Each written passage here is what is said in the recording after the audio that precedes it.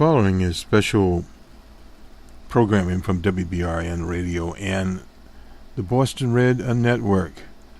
This episode on the 16th of July, the U.S.-Russian Summit. The U.S.-Russian Summit took place in Helsinki, Finland. It has just concluded. After we conclude our remarks here, you'll hear the summit in its entirety, the news conference, I should say, V.I. Putin and DJ Trump. V.I. Putin, the President of the Russian Federation, DJ Trump, the President of the United States. It will be in both English and in Russian, so thus people will not miss anything. This is a summary of some of the highlights. Basically, better relations with the Russian Federation. President Trump talked about that. He also talked about flummery in the past on the Russian problem of the Cold War extension, we'll call it. Part of the problem here is the existing American foreign policy, and we talked about this during the campaign. Is a Wilsonian foreign policy. It came from Woodrow Wilson, the racist president of the U.S., the man that resegregated Washington, D.C. This is where it came from. And out of that, you had the Cold War, which was brought on by hysteria, primarily from reactionary elements in the country during McCarthyism. And that was when they had a red or communist under every proverbial rock, and they were looking for people. Joe McCarthy was a senator from Wisconsin. Now, that is a very interesting situation in itself, where that type of right-wingism comes from. And we'll talk a little bit about that to try to connect up some of the dots. McCarthy had the audacity to call President Eisenhower a communist and members of his administration. This was after the victory over the fascists in the Second World War. And, of course, President Eisenhower at the time was the general in charge of the alliance. That was his job, a very political job. He had been a general, and he had not been a politician. Thus, he was thrown into the political arena. Both parties actually wanted him as their presidential standard bearer. But he ended up with the Republican Party and the business interests. The days of I Like Ike were basically on the golf course. He didn't do a lot of things.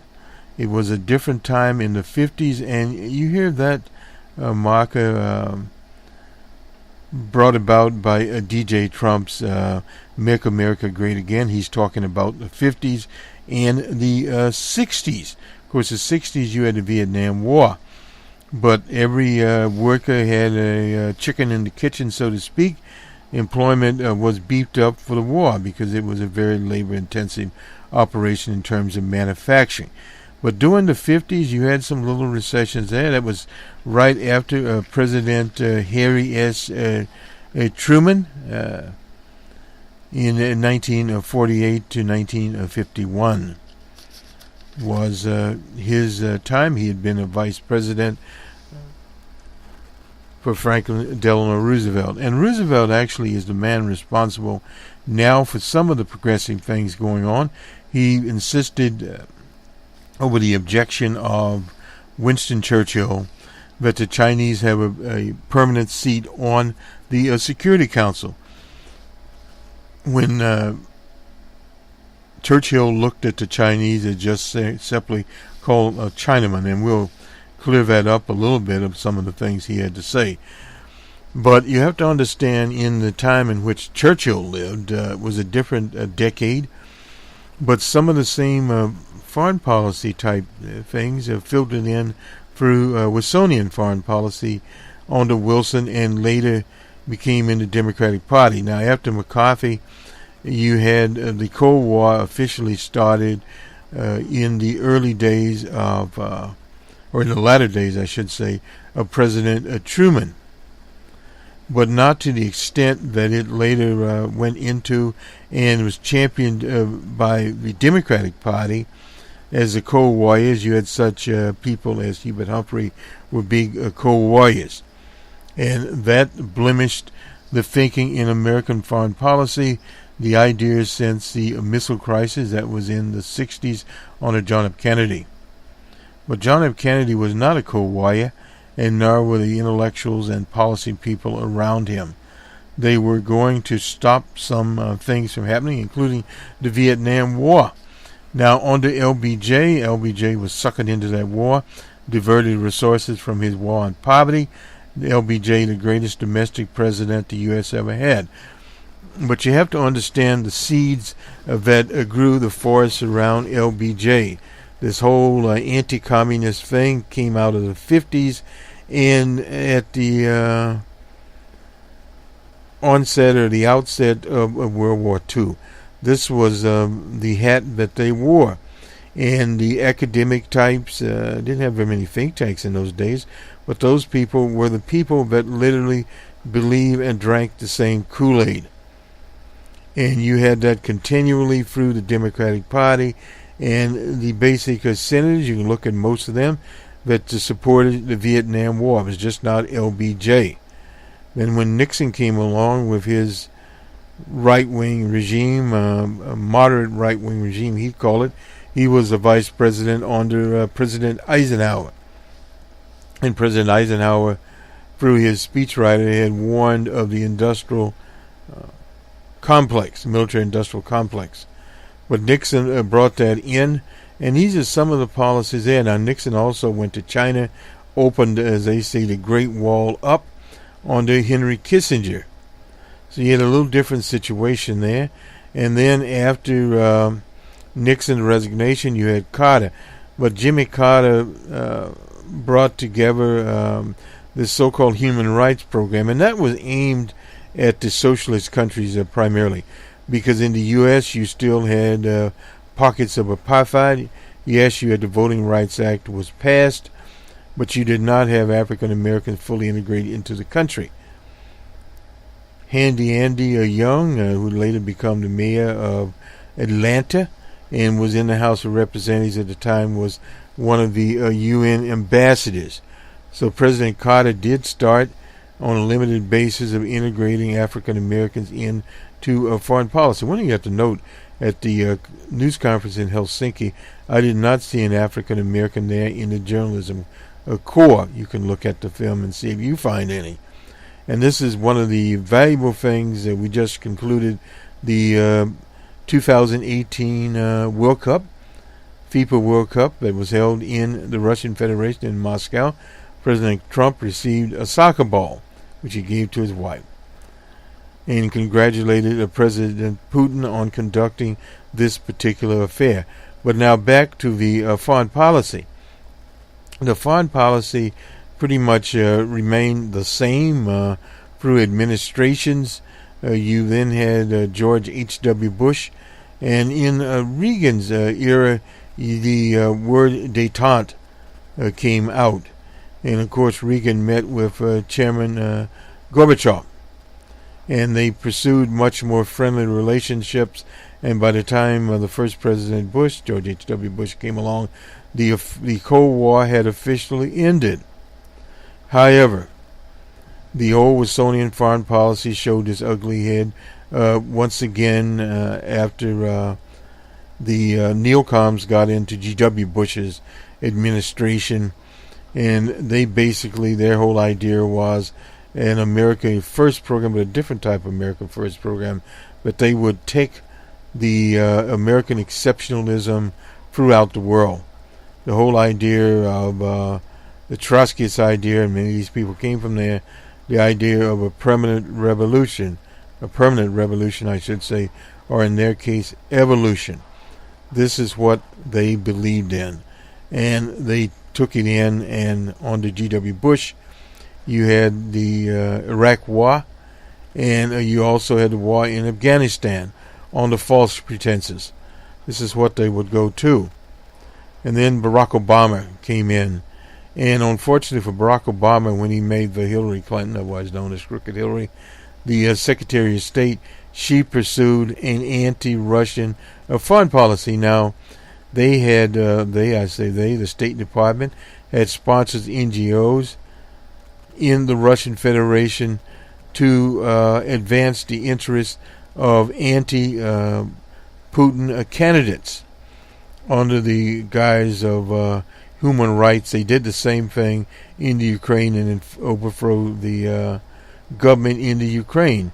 And as B.I. Putin said, every week you'll have a different color, the Orange Revolution, so forth and so on. It didn't work in the Russian Revolution, in the Russian Federation, but this brought about this whole idea, and Putin talked about it today, of various individual actors.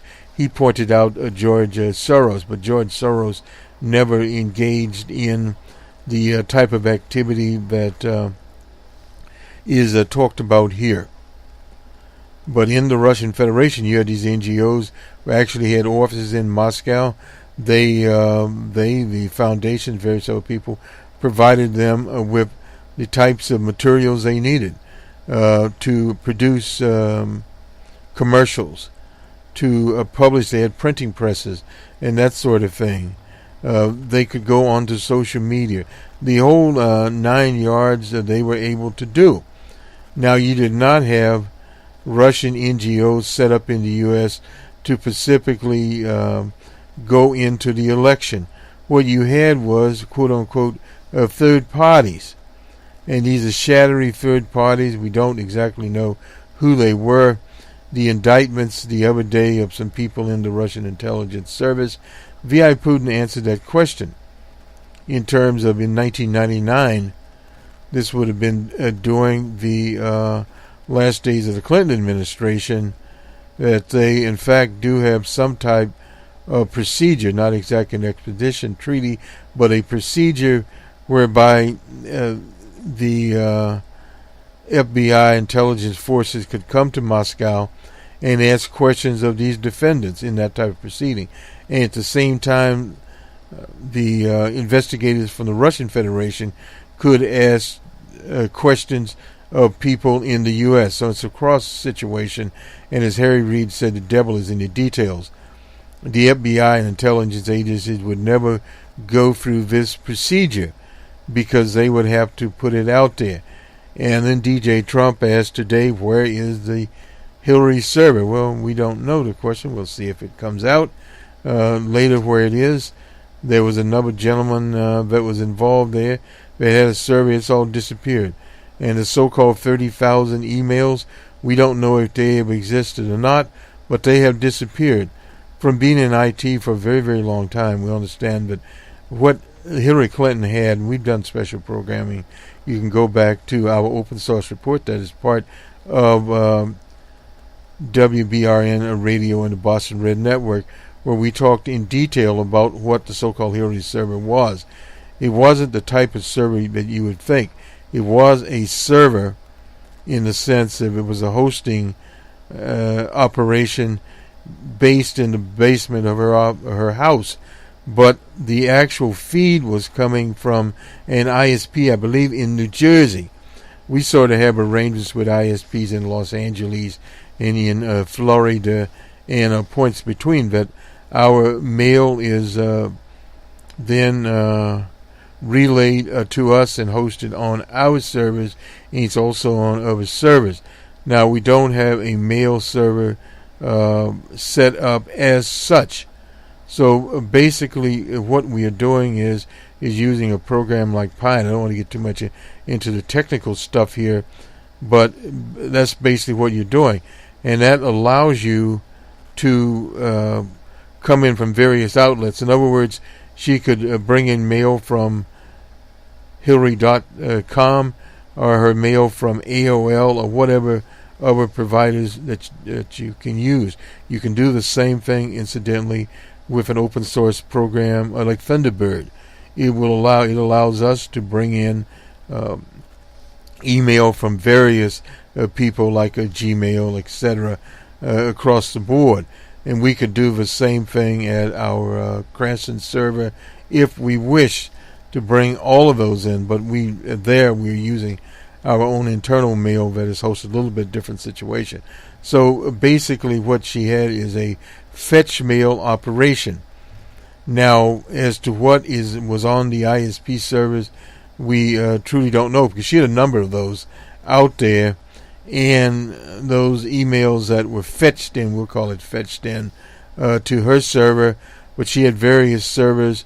Hard drives were cleaned up, and what happens there is when you clean up or have failures, etc., if the materials are still available on other servers or they are archived, you restore those emails.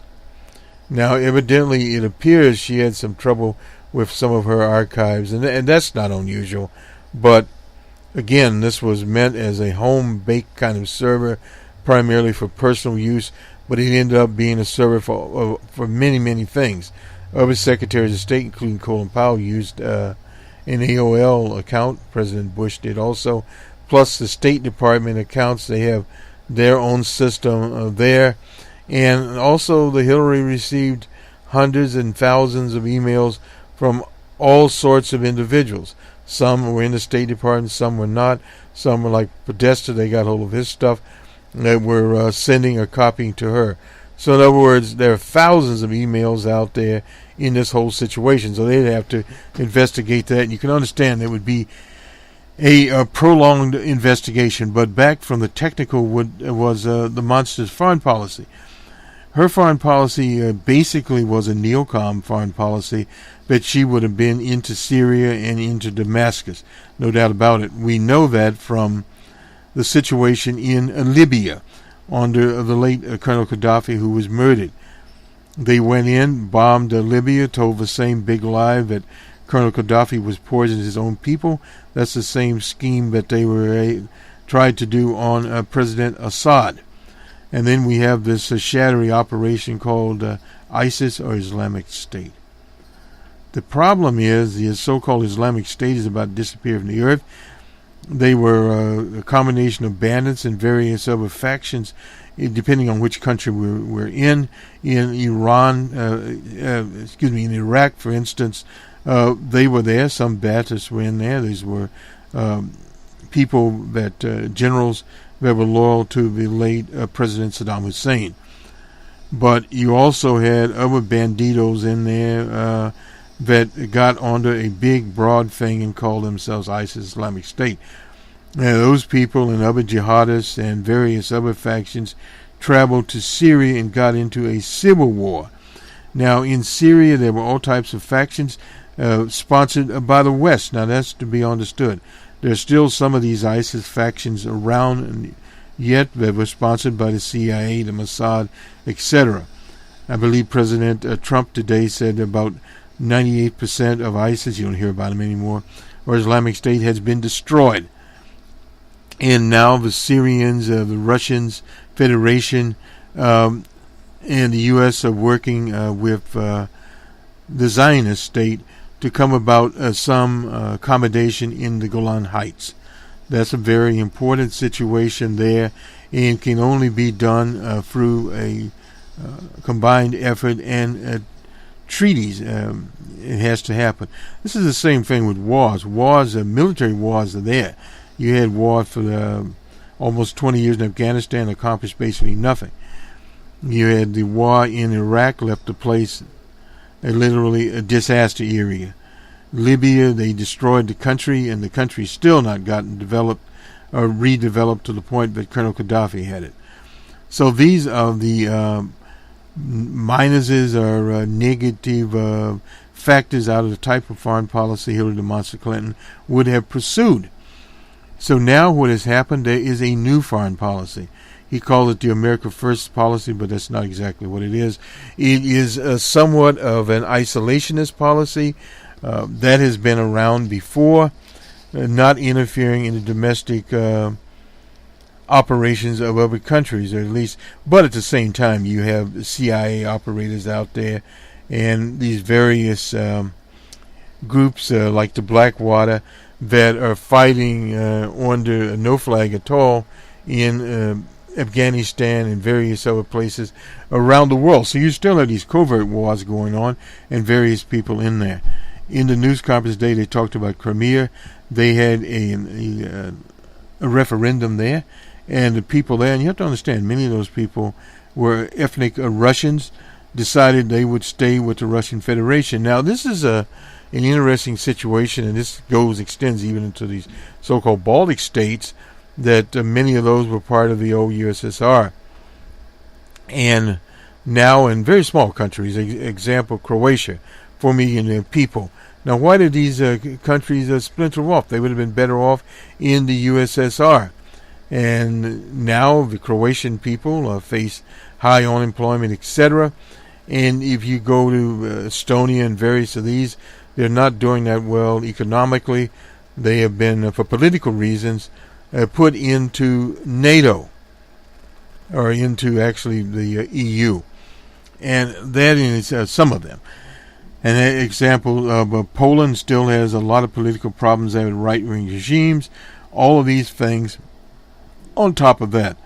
So thus what the Trump administration is attempting to do is have better relations with the Russian Federation, for the simple reason he does not want to get involved in his watch in places like Syria. He can let V.I. Putin subcontract it out to him. It's just that simple. Now, as far as the election in Guccifer 2.Guccifer 3. Or whatever you want to call it, will that ever be cleared up? Probably not. You have the indictments there, but where will the indictments go? Will they take Putin up? Probably not on the existing regiment that they have. That they can actually question the people, and then, of course, the Russian Federation decide if they would send these people back. That would probably not happen. Edward Snowden was not sent back, but that was a different situation there altogether. But let's sum this up in that when we start talking about interference in elections, that started with the Hillary Monster Clinton interfering in the Russian elections, and they do not deny this. So thus you could expect the Russian Federation to try to interfere in U.S. elections. But there were a whole lot of things going on there in that election. One, you had suppression of the vote. DJ Trump didn't talk about that.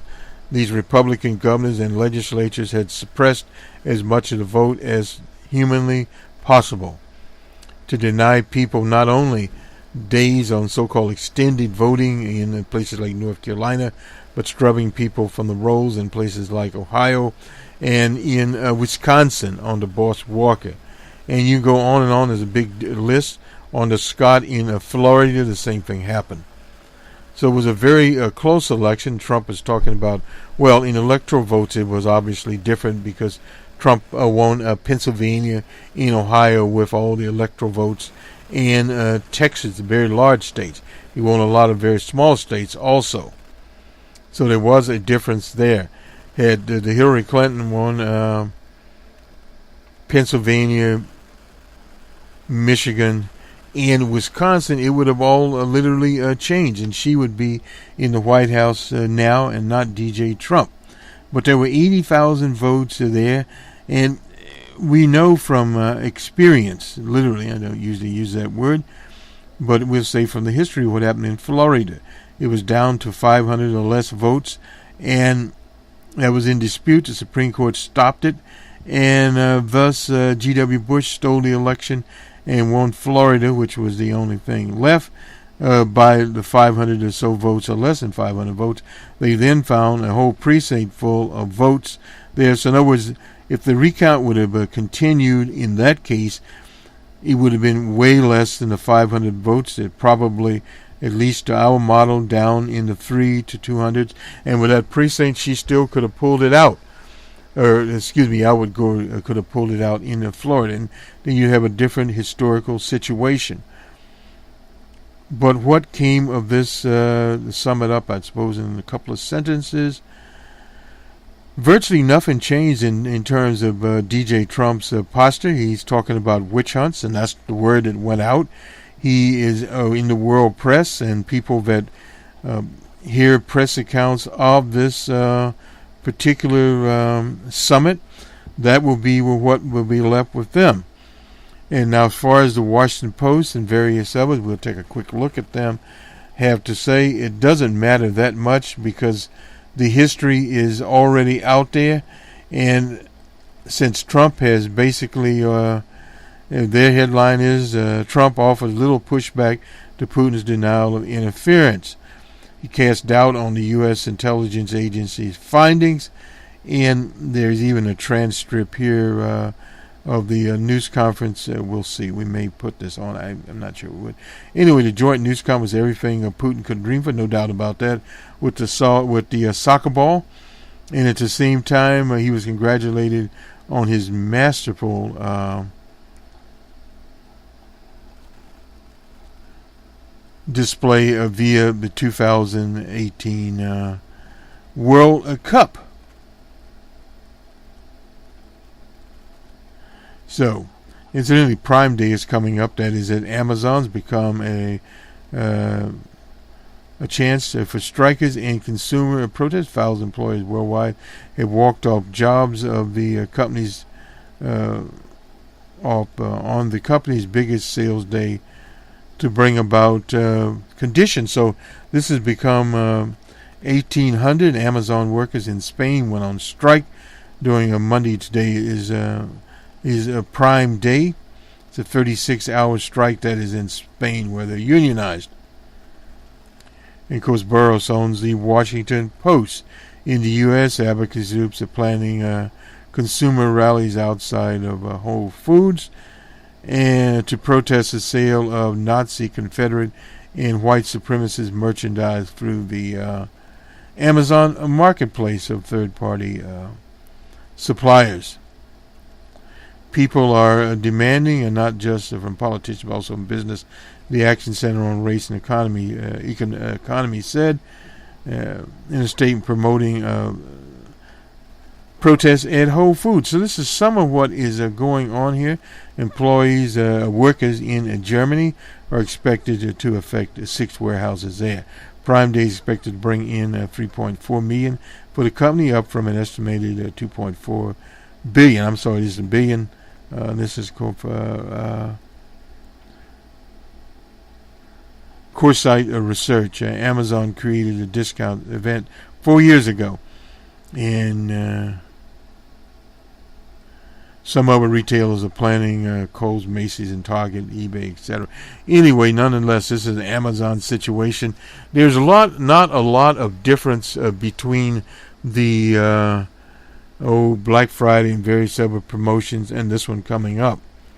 So in other words, what the pundits say is what the pundits say, and we're just looking here at some of the headlines.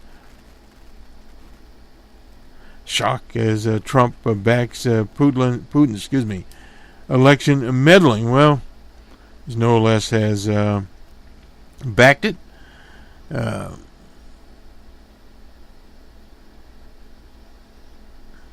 Shares of Tesla are down, 3.5% after the Mr. Musk abused a British driver, supposedly, and the FCC is looking into Sinclair's request, on the Tribune involved deception. This is the Tribune properties. So some things are coming up here. We thought we'd just highlight these while we are here highlighting them. Brent crude fell 4% to 3-month low as supply outages concern ease. Federal judge has suspended deportations of reunited immigrant families. And on the economic thing, U.S. retail sales lifted second quarter GDP estimates.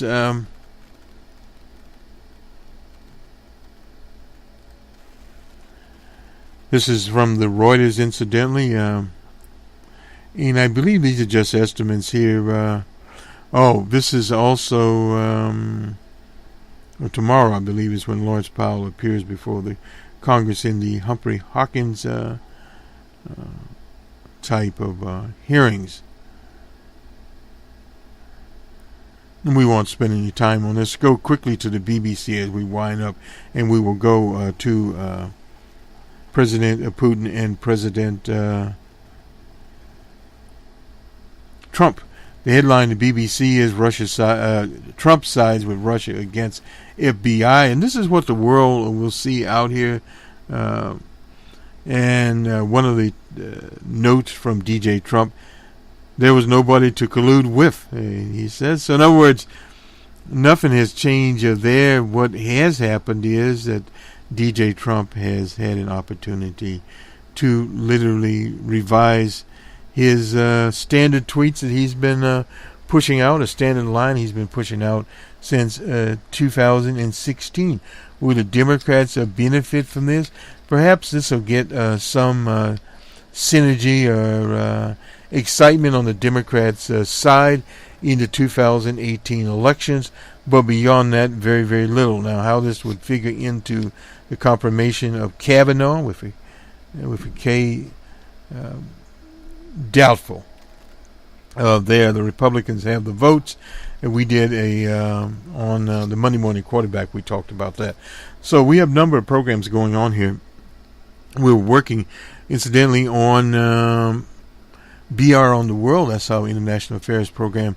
We have a wrap-up of the, not complete wrap-up, of the 2018 Olympics and historic victory of France. Le Bleu. Vive la France. We don't want to forget that. This will do it for us.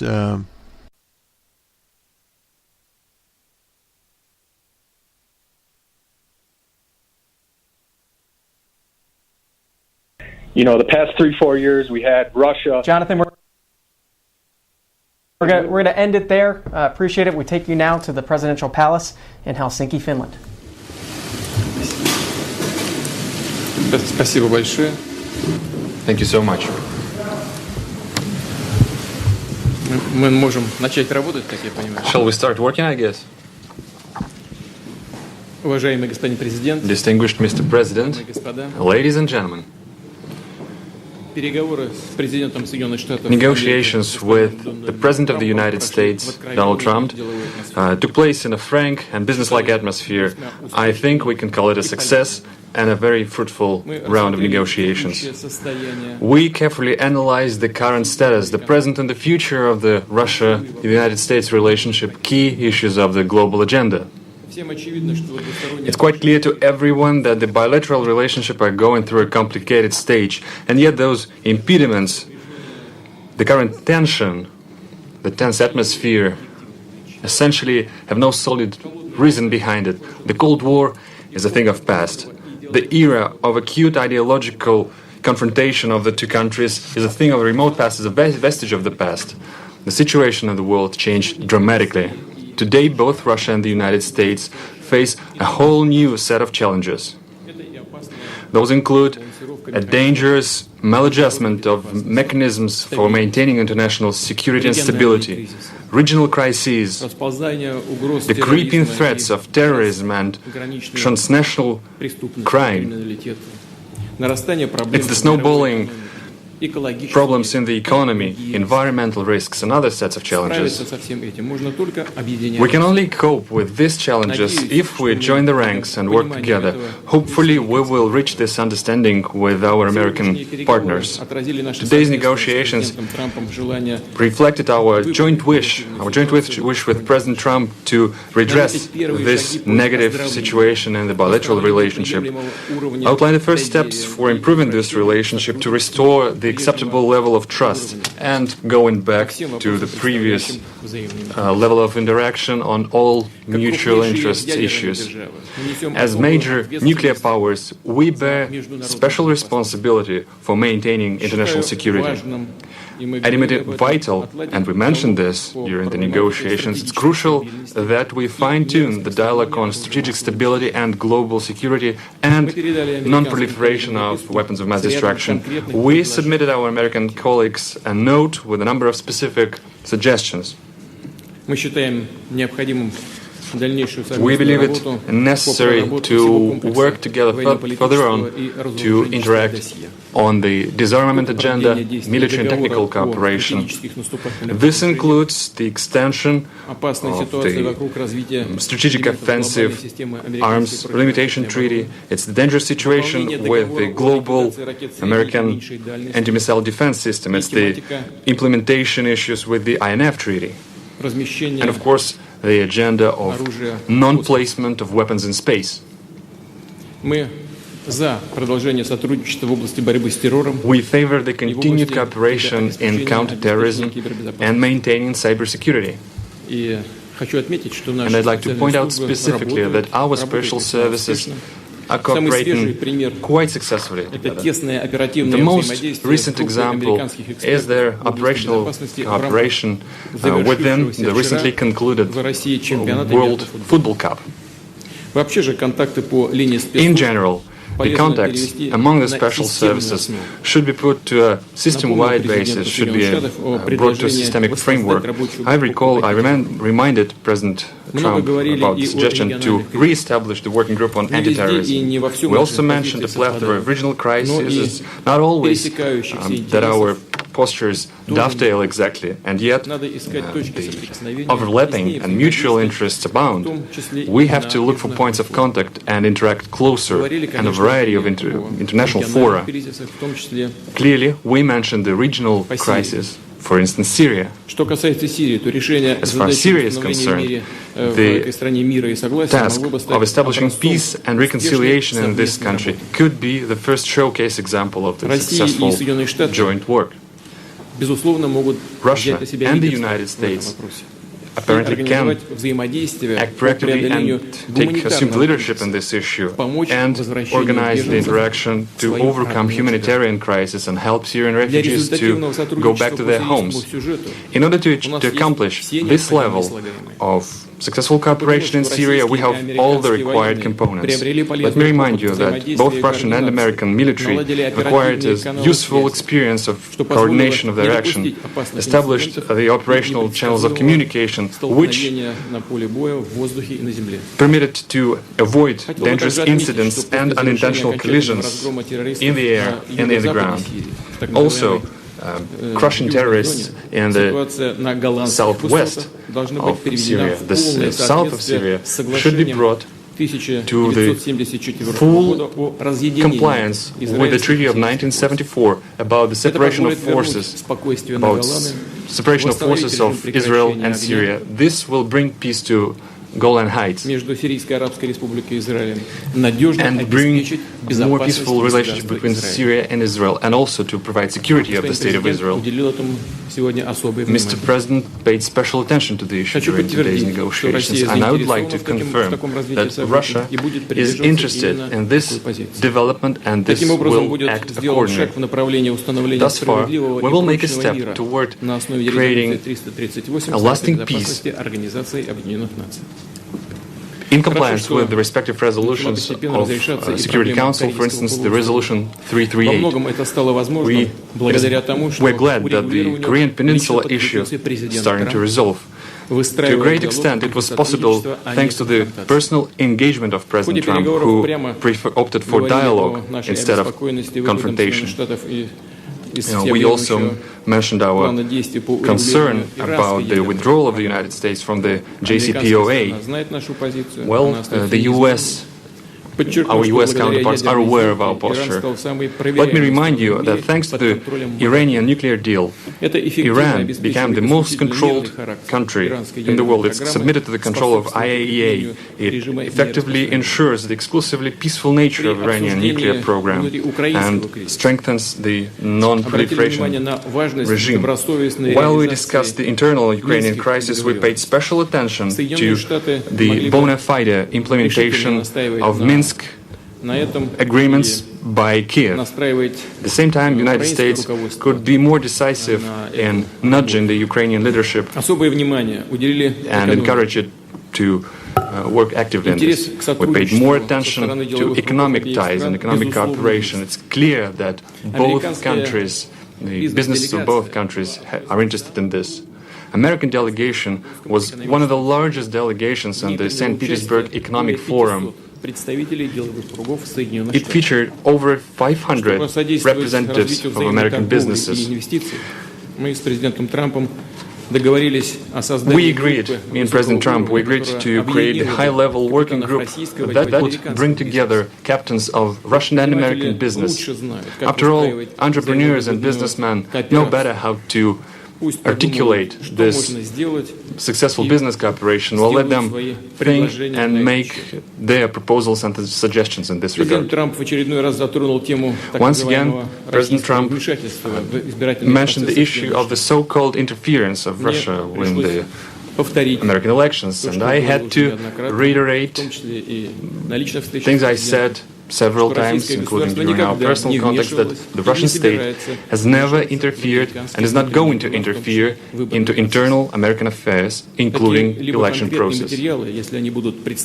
Any specific material, if such things arise, we are ready to analyze together. For instance, we can analyze them through the joint working group on cybersecurity, the establishment of which we discussed during our previous contacts. And clearly, it's past time we restore our cooperation in the cultural area, in the humanitarian area. As far as I think you know that recently we hosted the American Congressman delegation, and now it's perceived and portrayed almost as a historic event, although it should have been just a current affairs, just business as usual. And in this regard, we mentioned this proposal to the President. We have to think about the practicalities of our cooperation, but also about the rationale, the underlying logic of it. And we have to engage experts on bilateral relationship who know history and the background of our relationship. The idea is to create an expert council that would include political scientists, prominent diplomats and former military experts on both countries who would look for points of contact between the two countries, that would look for ways on putting the relationship on the trajectory of growth. In general, we are glad with the outcome of our first full-scale meeting, because previously we only had a chance to talk briefly on international fora. We had a good conversation with President Trump, and I hope that we start to understand each other better, and I'm grateful to Donald for it. Clearly, there are some challenges left when we were not able to clear all the backlog, but I think that we made the first important step in this direction. And in conclusion, I want to point out that this atmosphere of cooperation is something that we are especially grateful for to our Finnish hosts. We're grateful for Finnish people and Finnish leadership for what they've done. I know that we've caused some inconvenience to Finland, and we apologize for it. Thank you for your attention. Thank you. Thank you very much. Thank you. I have just concluded a meeting with President Putin on a wide range of critical issues for both of our countries. We had direct, open, deeply productive dialogue. Went very well.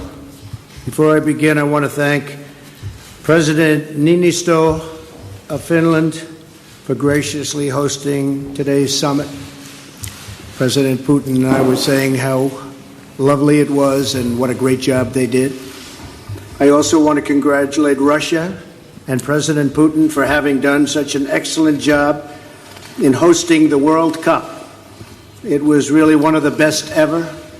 And your team also did very well. It was a great job. I'm here today to continue the proud tradition of bold American diplomacy. From the earliest days of our republic, American leaders have understood that diplomacy and engagement is preferable to conflict and hostility.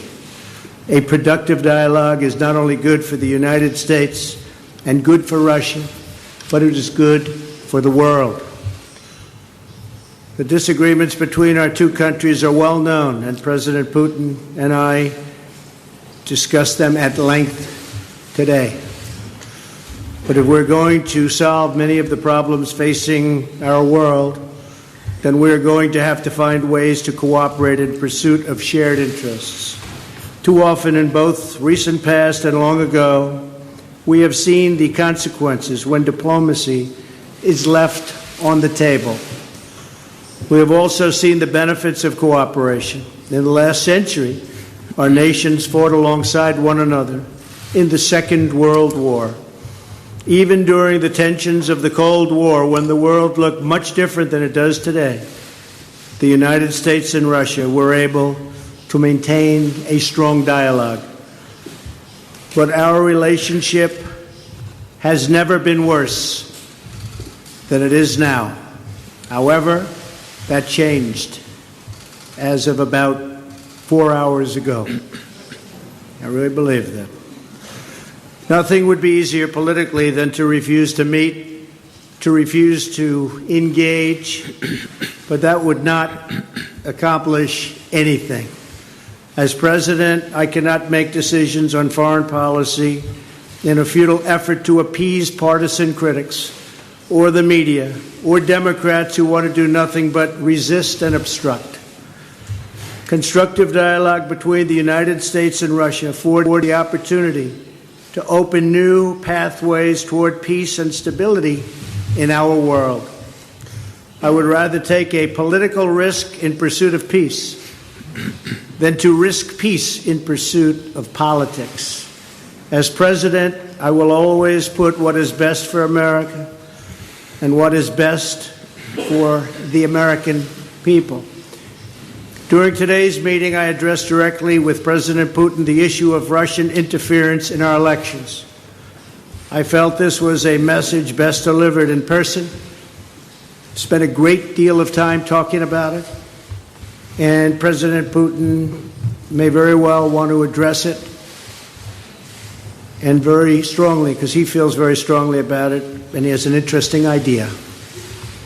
We also discussed one of the most critical challenges facing humanity, nuclear proliferation. I provided an update on my meeting last month with Chairman Kim on the denuclearization of North Korea, and after today, I am very sure that President Putin and Russia want very much to end that problem, going to work with us, and I appreciate that commitment. The President and I also discussed the scourge of radical Islamic terrorism. Both Russia and the United States have suffered horrific terrorist attacks, and we have agreed to maintain open communication between our security agencies to protect our citizens from this global menace. Last year, we told Russia about a planned attack in St. Petersburg, and they were able to stop it cold. They found them, they stopped them, there was no doubt about it. I appreciated President Putin's phone call afterwards to thank me. I also emphasized the importance of placing pressure on Iran to halt its nuclear ambitions and to stop its campaign of violence throughout the area, throughout the Middle East. As we discussed at length, the crisis in Syria is a complex one. Cooperation between our two countries has the potential to save hundreds of thousands of lives. I also made clear that the United States will not allow Iran to benefit from our successful campaign against ISIS. We have just about eradicated ISIS in the area. We also agreed that representatives from our national security councils will meet to follow up on all of the issues we addressed today and to continue the progress we have started right here in Helsinki.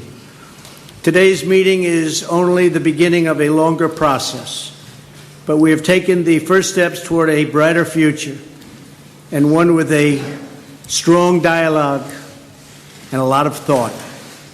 Our expectations are grounded in realism, but our hopes are grounded in America's desire for friendship, cooperation, and peace. And I think I can speak on behalf of Russia when I say that also.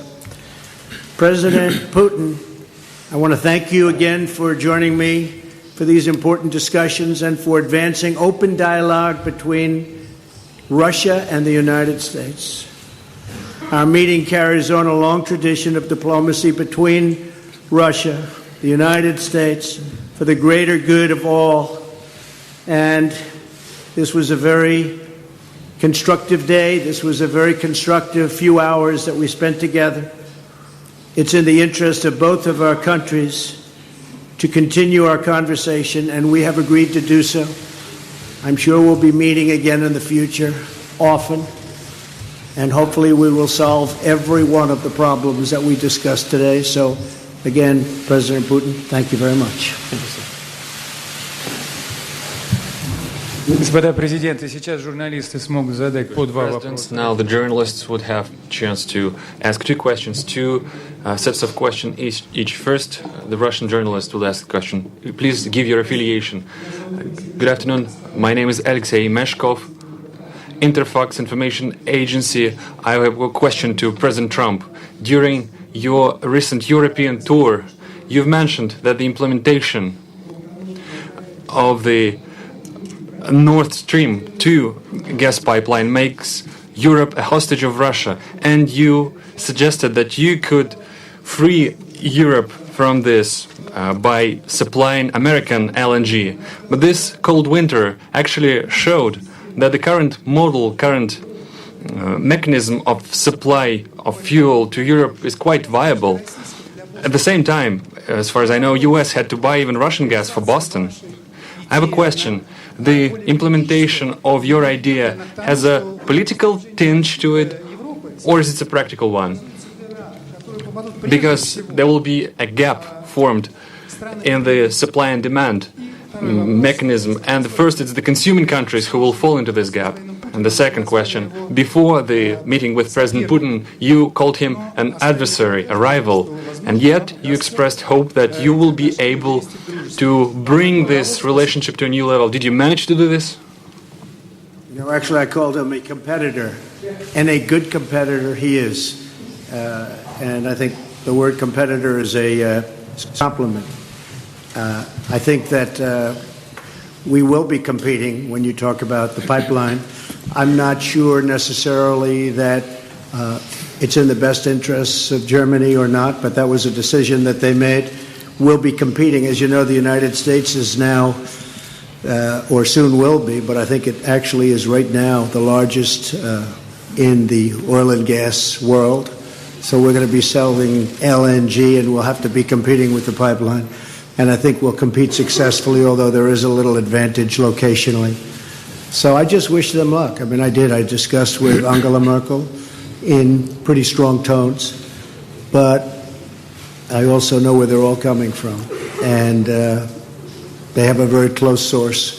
So we'll see how that all works out. But we have lots of sources now, and the United States is much different than it was a number of years ago when we weren't able to extract what we can extract today. So today we're number one in the world at that, and I think we'll be out there competing very strongly. Thank you very much. Я позволю себе добавить два слова. If I may, Мы говорили с господином президентом, в том числе we talked to Mr. President, including this subject as well. We are aware of the stance of President Trump, and I think that we, as a major oil and gas power, and the United States is a major oil and gas power as well, we could work together on regulation of international markets, because neither of us is actually interested in the plummeting of the prices, and the consumers will suffer as well, and the consumers in the United States will suffer as well, and the shale gas production will suffer, because beyond a certain price bracket it's no longer profitable to produce gas, but nor we are interested in driving prices up, because it will drain juices, life juices from all other sectors of the economy, from machine building, etc. So we do have space for cooperation here. That's the first thing. Then about the Nord Stream 2. Mr. President voiced his concerns about the possibility of disappearance of transit through Ukraine, and I reassured Mr. President that Russia stands ready to maintain this transit. Moreover, we stand ready to extend this transit contract that is about to expire next year, in case if the dispute between the economic entities will be settled in the Stockholm Arbitration Court. The first question from a U.S. journalist goes to Jeff Mason from Reuters.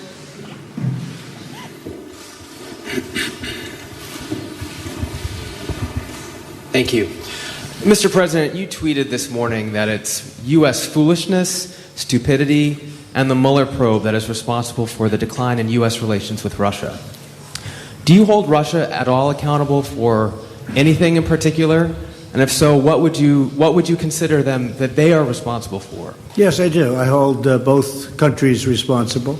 I think that the United States has been foolish. I think we've all been foolish. We should have had this dialogue a long time ago, a long time, frankly, before I got to office. And I think we're all to blame. I think that the United States now has stepped forward along with Russia, and we're getting together, and we have a chance to do some great things, whether it's nuclear proliferation in terms of stopping. We have to do it. Ultimately, that's probably the most important thing that we can be working on. But I do feel that we have both made some mistakes. I think that the probe is a disaster for our country. I think it's kept us apart. It's kept us separated. There was no collusion at all. Everybody knows it. People are being brought out to the fore. So far that I know, virtually none of it related to the campaign, and they're going to have to try really hard to find somebody that did relate to the campaign. That was a clean campaign. I beat Hillary Clinton easily, and frankly, we beat her, and I'm not even saying from the standpoint, we won that race, and it's a shame that there can even be a little bit of a cloud over it. People know that, people understand it, but the main thing, and we discussed this also, is zero collusion. And it has had a negative impact upon the relationship of the two largest nuclear powers in the world. We have 90% of nuclear power between the two countries. It's ridiculous. It's ridiculous what's going on with the probe. For President Putin, if I could follow up as well, why should Americans and why should President Trump believe your statement that Russia did not intervene in the 2016 election, given the evidence that U.S. intelligence agencies have provided? And will you consider extraditing the 12 Russian officials that were indicted last week by a U.S. grand jury? Well, I'm going to let the President answer the second part of that question. But as you know, the whole concept of that came up perhaps a little bit before, but it came out as a reason why the Democrats lost an election, which, frankly, they should have been able to win because the Electoral College is much more advantageous for Democrats, as you know, than it is to Republicans. We won the Electoral College by a lot, 306 to 223, I believe. And that was a well-fought battle. We did a great job. And frankly, I'm going to let the President speak to the second part of your question. But just to say it one time again, and I say it all the time, there was no collusion. I didn't know the President. There was nobody to collude with. There was no collusion with the campaign. And every time you hear all of these, 12 and 14, it's stuff that has nothing to do, and frankly, they admit, these are not people involved in the campaign. But to the average reader out there, they're saying, well, maybe that does. It doesn't. And even the people involved, some perhaps told mis-stories, although in one case the FBI said there was no lie. There was no lie. Somebody else said there was. We ran a brilliant campaign, and that's why I'm president. Thank you. As to who is to be believed and to who is not to be believed, you can trust no one if you take this. Where did you get this idea that President Trump trusts me or I trust him? He defends the interests of the United States of America, and I do defend the interests of the Russian Federation. We do have interests that are common. We are looking for points of contact. There are issues where our postures diverge, and we are looking for ways to reconcile our differences, how to make our effort more meaningful. We should not proceed from the immediate political interests that guide certain political powers in our countries. We should be guided by facts. Could you name a single fact that would definitively prove the collusion? This is utter nonsense. Just like the President recently mentioned, Yes, the public at large in the United States had a certain perceived opinion of the candidates during the campaign, but there's nothing particularly extraordinary about it. That's a usual thing. President Trump, when he was a candidate, he mentioned the need to restore the Russia-US relationship, and it's clear that a certain part of American society felt sympathetic about it, and different people could express their sympathy in different ways. But isn't that natural? Isn't it natural to be sympathetic towards a person who is willing to restore the relationship with our country, who wants to work with us? We heard the accusations about the Concord country. Well, as far as I know, this company hired American lawyers, and the accusations doesn't have a fighting chance in the American courts. So there's no evidence when it comes to the actual facts. So we have to be guided by facts and not by rumors. Now let's get back to the issue of these 12 alleged intelligence officers of Russia. I don't know the full extent of the situation, but the President Trump mentioned this issue, and I will look into it. So far, I can say the following. The things that, off the top of my head, we have an existing agreement between the United States of America and the Russian Federation, an existing treaty that dates back to 1999, the mutual assistance on criminal cases. This treaty is in full effect. It works quite efficiently. On an average, we initiate about 150 criminal cases upon requests from foreign states. For instance, the last year, there was one extradition case upon the request sent by the United States. So this treaty has specific legal procedures. We can offer that the appropriate commission headed by Special Attorney Mueller, he can use this treaty as a solid foundation and send an official request to us, so that we would interrogate, we would hold a questioning of these individuals who he believes are privy to some crimes. And our law enforcement are perfectly able to do this questioning and send the appropriate materials to the United States. Moreover, we can meet you halfway, we can make another step. We can actually permit official representatives of the United States, including the members of this very commission headed by Mr. Mueller, we can let them into the country and they will be present at this questioning. But in this case, there is another condition. This kind of effort should be a mutual one. Then we would expect that the Americans would reciprocate and they would question officials, including the officers of law enforcement and intelligence services of the United States, whom we believe are who have something to do with illegal actions on the territory of Russia.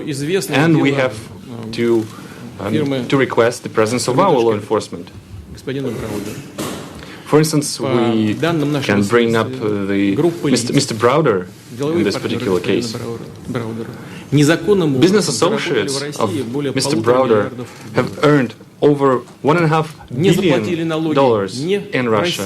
They never paid any taxes, neither in Russia nor in the United States. And yet the money escaped the country. They were transferred to the United States. They sent a huge amount of money, $400 million, as a contribution to the campaign of Hillary Clinton. Well, that's their personal case. It might have been legal, the contribution itself, but the way the money was earned was illegal. So we have a solid reason to believe that some intelligence officers accompanied and guided these transactions. So we have an interest of questioning them. But we can that could be a first step, and we can also extend it. Options abound, and they all can be found in an appropriate did you want legal President framework. Trump to win the election, and did you direct any of your officials to help him do that? Да, я хотел, чтобы он выиграл. Потому что он говорил о нормализации российско-американских отношений. About bringing the US-Russia relationship back to normal. Продолжаем. Я думаю, вполне вопроса 3 может задать кто-то из российского пула. I think there are 3 questions from the Russian pool. Russia Today, you have the floor. Спасибо большое. Thank you so much. Добрый вечер. Меня зовут Good evening to everyone. My name is Ilya Petrenko. Телеканал RT. RT TV channel. For Mr. Trump in English. Mr. President, would you please go into the details of possibly any specific arrangements for the U.S. to work together with Russia in Syria, if any of these kind of arrangements were made today or discussed? И если позволите, Владимир Владимирович, тоже вопрос на русском, поскольку сегодня несколько раз уже затрагивалась тема футбола, я на футбольном языке задам вопрос. Господин Помпео чуть ранее сказал, что когда разговор Mr. Pompeo mentioned that when we talk about the Syrian cooperation, the ball is in the Syrian court. Mr. Putin, in the Russian court. Is it true? And how would you use this fact, the having the ball?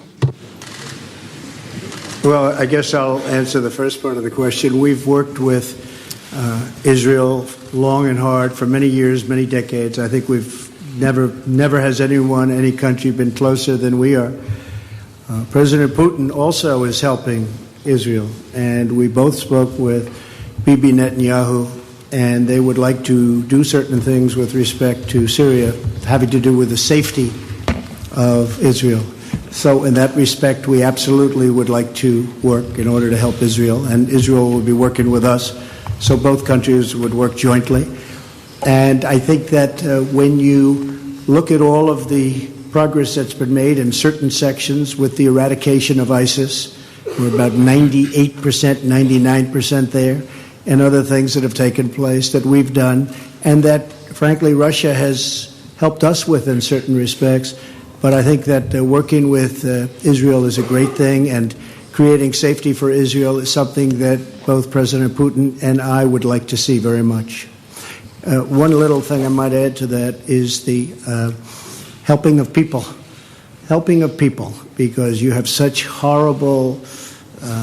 If you see, and I've seen reports and I've seen pictures, I've seen just about everything. And if we can do something to help the people of Syria get back into some form of shelter and on a humanitarian basis, and that's what the word was, really, a humanitarian basis, I think that both of us would be very interested in doing that, and we will do that. Okay. Thank you very much. Excuse me, but for now, no specific agreements, for instance, between the militaries? Well, our militaries do get along. In fact, our militaries actually have gotten along probably better than our political leaders for years. But our militaries do get along very well, and they do coordinate in Syria and other places. Okay? Thank you. Мы говорили, я уже упоминал об этом, о сотрудничестве по гуманитарному направлению. You mentioned the humanitarian track of this issue. Yesterday I discussed this with French President Mr. Macron, and we reached an agreement that together with European countries, including France, we will step up this effort. On our behalf, we provide military cargo aircraft to deliver the humanitarian cargo. And today I brought up this issue with President Trump. I think there is plenty of things to look into. The crucial thing here is that a huge amount of refugees are in Turkey, in Lebanon, in Jordan, in the states that border are adjacent to Syria. If we help them, the migratory pressure upon the European states will be decreased manifold. And I believe it's crucial from any point of view, from humanitarian point of view, from the point of view of helping people, helping the refugees. And in general, I agree, I concur with President Trump. Our military cooperate quite successfully together. They do get along, and I hope they will be able to do so in future. We will keep working in the Astana format, I mean Russia, Turkey and Iran, which I informed President Trump about. But we do stand ready to link these efforts to the so-called small group of states, so that the process would be a broader one, it would be a multidimensional one, and so that we will be able to maximize our fighting chance to get the ultimate success in the issue of Syria.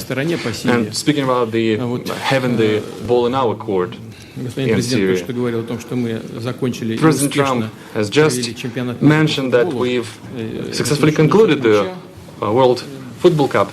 Speaking of the football, actually, Mr. President, I'll give this ball to you, and now the ball is in your court. All the more that the United States will host the World Cup in 2026. Thank you. That's right. Thank you very much. We do host it, and we hope we do as good a job. That's very nice. That will go to my son, Barron. We have no question. In fact, Melania, here you go. Okay. The final question from the United States will go to Jonathan Lemire from the AP.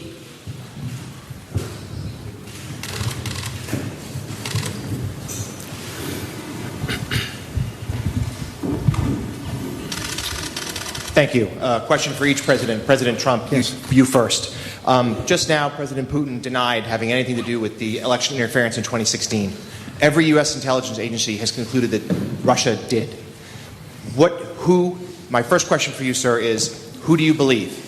My second question is, would you now, with the whole world watching, tell President Putin, would you denounce what happened in 2016, and would you warn him to never do it again? So let me just say that we have two thoughts. You have groups that are wondering why the FBI never took the server. Why haven't they taken the server? Why was the FBI told to leave the office of the Democratic National Committee? I've been wondering that. I've been asking that for months and months, and I've been tweeting it out and calling it out on social media. Where is the server? I want to know, where is the server, and what is the server saying? With that being said, all I can do is ask the question. My people came to me, Dan Coates came to me, and some others. They said they think it's Russia. I have President Putin. He just said it's not Russia. I will say this. I don't see any reason why it would be, but I really do want to see the server. But I have confidence in both parties. I really believe that this will probably go on for a while, but I don't think it can go on without finding out what happened to the server. What happened to the servers of the Pakistani gentlemen that worked on the DNC? Where are those servers? They're missing. Where are they? What happened to Hillary Clinton's emails? 33,000 emails gone, just gone.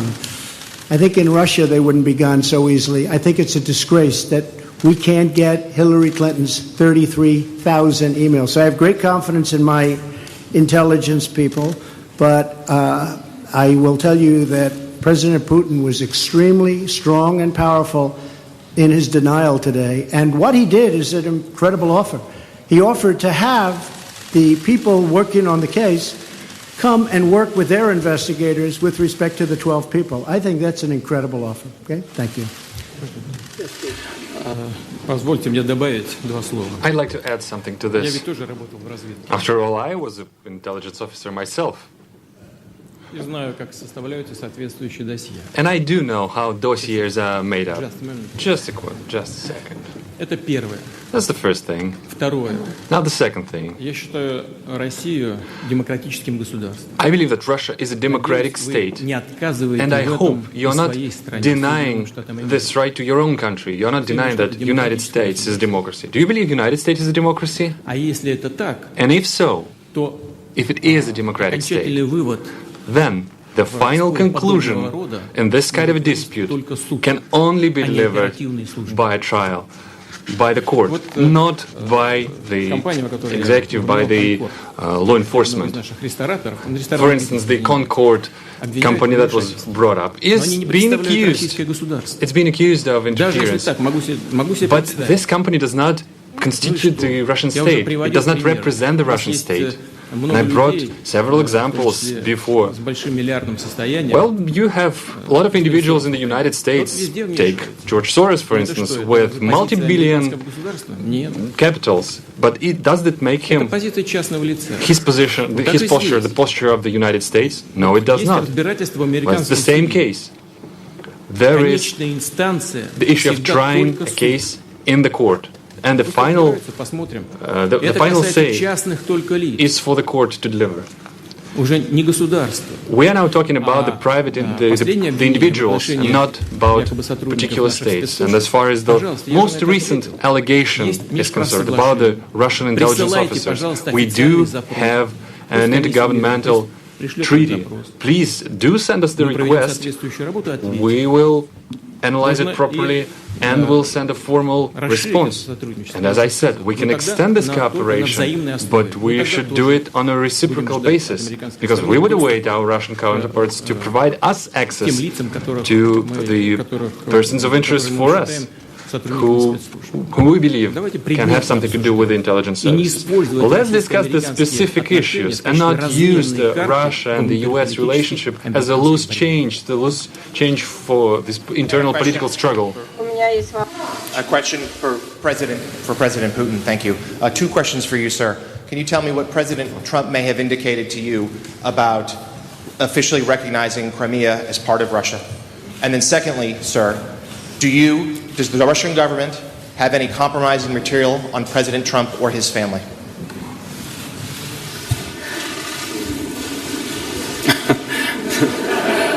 Значит,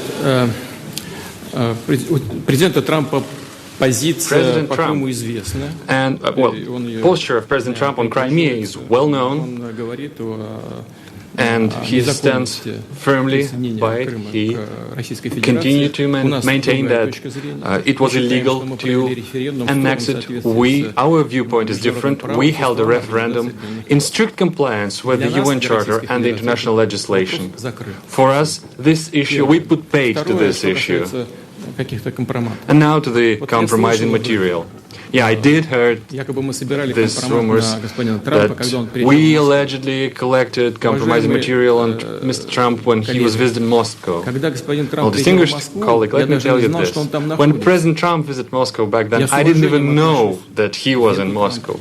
I treat President Trump with utmost respect. But back then, when he was a private individual, a businessman, nobody informed me that he was in Moscow. Well, let's take St. Petersburg Economic Forum, for instance. There were over 500 American businessmen, the high-ranking, the high-level ones. I don't even remember the last names of each and every one of them. Well, do you think that we try to collect compromising material on each and every single one of them? Well, it's difficult to imagine another nonsense of a bigger scale than this. Well, please just disregard these issues and don't think about this anymore again. And I have to say, if they had it, it would have been out long ago. And if anybody watched Peter Strzok testify over the last couple of days, and I was in Brussels watching it, it was a disgrace to the FBI, it was a disgrace to our country, and you would say that was a total witch hunt. Thank you very much, everybody. Thank you.